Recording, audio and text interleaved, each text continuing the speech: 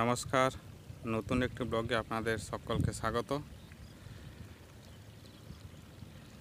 অনেক দিন পর আরেকটি ব্লগ নিয়ে এলাম চাষ সংক্রান্ত, ধান জমি সংক্রান্ত।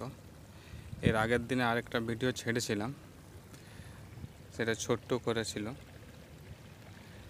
সেখানে ছিল ধান জমিতে কৃষকদের ধান লাগানো চলছিল। কোনো জমি ফাঁকা ছিল, কোনো জমি লাগানো হচ্ছিল, কোনো জমি বাগানা হচ্ছিল, কোথাও তোলা টানছিল, কোথাও ট্রাক্টর চলছিল। আজকে কিন্তু সেই সব জিনিস দেখতে পাবেন না, কারণ ধান জমিতে প্রত্যেকেরই ধান লাগানো হয়ে গেছে। প্রত্যেক চাষির দেখছেন পুরা সবুজ আর সবুজ।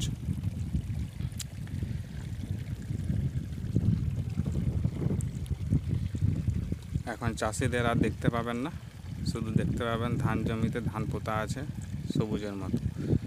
তো যাই হোক, এই ধান জমিতে ধান পোতার কাজ শেষ হয়েছে দিন 4 হলো। তাই ধান জমিতে যে ধানগুলোর রং সেরকম ফুটে ওঠেনি, আর দিন 10 পরে ধান জমিতে এই ধানগুলোর রং ফুটে উঠবে, অর্থাৎ সবুজ হবে, ঘন সবুজ।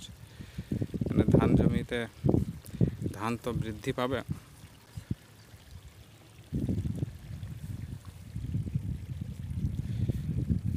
তাই এরকম দেখাচ্ছে। তো মোটামুটি আজকে এই ভিডিওতে একটু আপডেট দিচ্ছি আপনাদেরকে।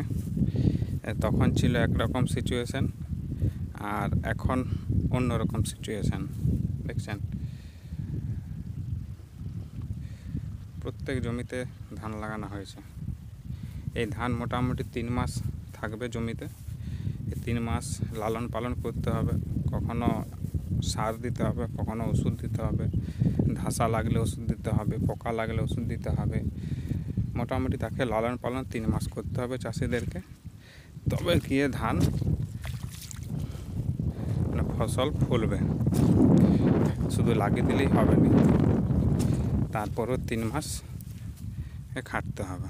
তবে সে তুলনায় কম, লাগাবার জন্য যে খাটতে হয় সে তুলনায় কম খাটতে হবে। তো বর্ষাকালে জানেন তো, বর্ষাকালে এখন ঠিকমতো বর্ষা হয়নি। এখন যেটা দেখতে পাচ্ছি, প্রত্যেক সিজন কিন্তু চেঞ্জ হয়ে এসছে। ঠান্ডাকালে ঠান্ডা নাই, বর্ষাকালে বর্ষা নাই, গরমকালে গরম নাই। মোটামুটি এই একটা ছোট্ট ভিডিও আপনাদের মাধ্যমে তুলে ধরলাম। কেমন লাগলো আপনারা বলবেন, চাষিদের জীবনযাত্রা কেমন লাগে আপনাদের বলবেন।